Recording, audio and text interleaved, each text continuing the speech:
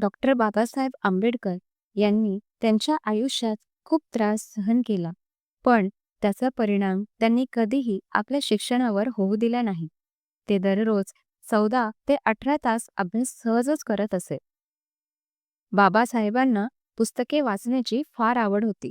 असे आख्यातिक आहे की त्यांची वैयक्तिक लायब्ररी जगातील सर्वात मोठी लायब्ररी होती आणि त्यात पुस्तकांची संख्या 50,000पेक्षा देखील अधिक होती. लंडन येथे वास्तव्याच्या वेळी ते दररोज एका लायब्ररीत जात असे आणि तासनतास अभ्यास करत असे. एकदा ते दुपारच्या जेवणाच्या वेळी लायब्ररीत बसून भाकरी खात होते.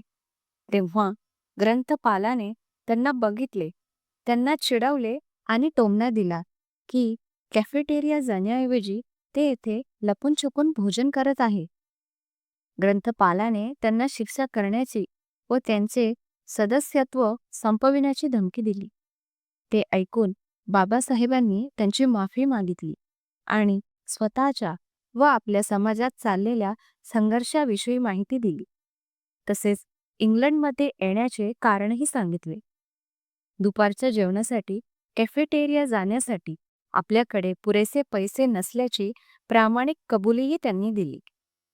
हे ऐकल्यावर ग्रंथपाल म्हणाला, आजपासून आपण दुपारच्या जेवणाच्या वेळी येथे न बसता माझ्या सोबतच कॅफेटेरियात येणार आहात आणि मी माझे भोजन तुमच्याबरोबर वाटून खाणार. हे ऐकून बाबासाहेबांच्या मनात ग्रंथपालांविषयी आदर निर्माण झाला.